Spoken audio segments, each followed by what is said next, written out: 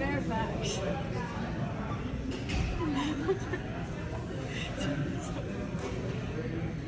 Pray let me introduce myself to you. My name is Cicely Cardew. Cicely Cardew? What a very sweet name. Something tells me that we are going to be great friends. I like you already more than I can say. My first impressions of you are never wrong. How nice of you to like me so much after we've known each other for such a comparatively short time. Pray sit down. You are here on a short visit, I suppose. Oh no, I live here. Really, your mother, no doubt, or some female relative of advanced years, resides here also. Oh no, I have no mother, nor in fact any relations. Indeed. My dear guardian, with the assistance of this prison, has the arduous task of looking after me. Your guardian? Yes, I am Mr. Worthing's ward. Oh, it is strange. He never mentioned to me he has a ward. How secretive of him. He grows more interesting hourly. I am very fond of his candor, Cicely. I wish that you were full 42, and more than usually plain for your age. Earnest has a strong, upright nature. He is the very soul of truth and honor. This loyalty would be as impossible to him as deception. I beg your pardon, Gwendolyn. Did you say Ernest? Yes. Oh, but it is not Mr. Ernest Worthing who is my guardian. It is his brother, his elder brother. Ernest never mentioned to me that he had a brother. I am so sorry to say that they have not been on good terms for a long time. Ah, that accounts for it. And now that I think of it, I've never heard of any man mention his brother. Of course, you are quite sure that it is not Mr. Ernest Worthing who is your guardian? Quite sure. In fact, I'm going to be his. I beg your pardon? Dearest Gwendolyn, there's no reason why I should make a secret of it to you. Our little county newspaper is sure to chronicle it next week. Mr. Ernest Worthing and I are engaged to be married. My darling Cicely, I think there must be some slight error. Mr. Ernest Worthing is engaged to me. The announcement will appear in the Morning Post on Saturday at the latest. I'm afraid you must be under some misconception. Ernest proposed to me exactly 10 minutes ago.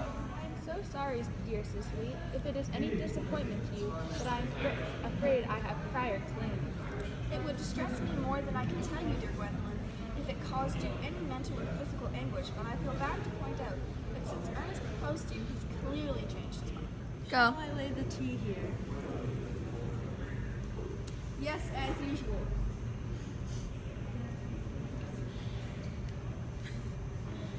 Are there many interesting walks in the vicinity, Miss Cardew? Oh yes, a great many. From the top of one of the hills, quite close, one can see 5 counties. 5 counties? I don't think I should like that. I hate crowds. I suppose that's why you live in the town. Fire tea. Sugar? No, thank you. Sugar is not fashionable anymore.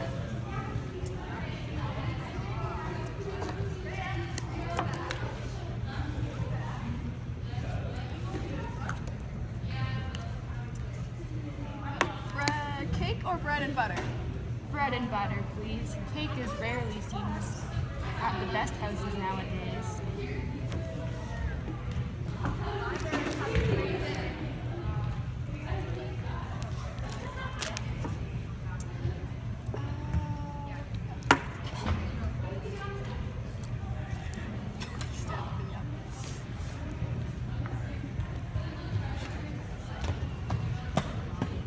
You have filled my tea with lumps of sugar, and though I asked most distinctively for bread and butter, you have given me cake.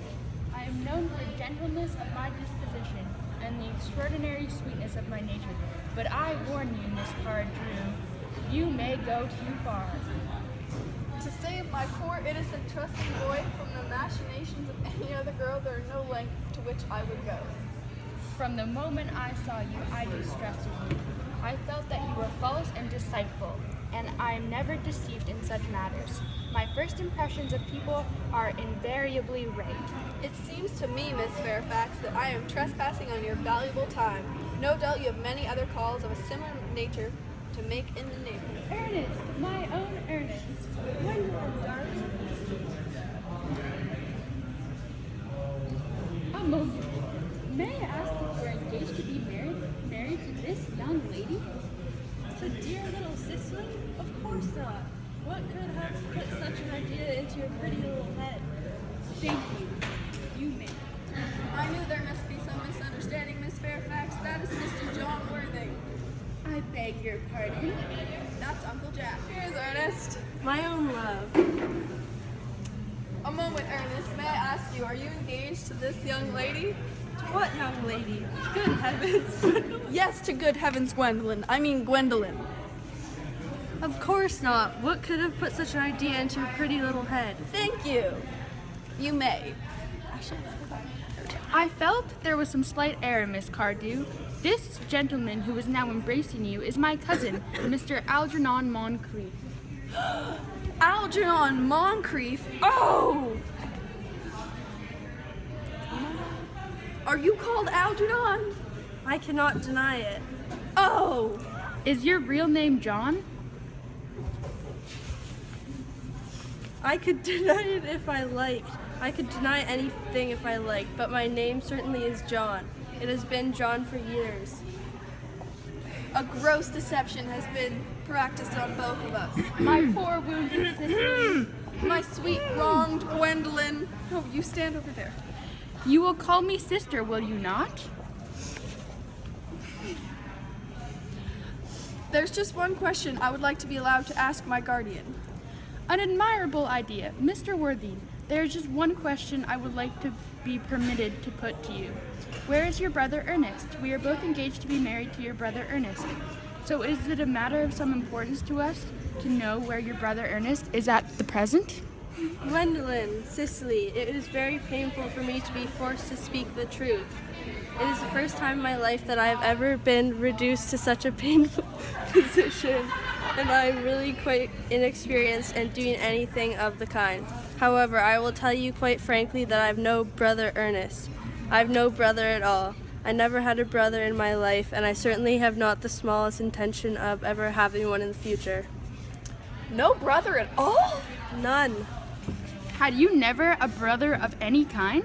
Never. Not even of any kind. I'm afraid it is quite clear, Cicely, that neither of us is engaged to be married to anyone. It is not a very pleasant position for a young woman to find herself in, is it?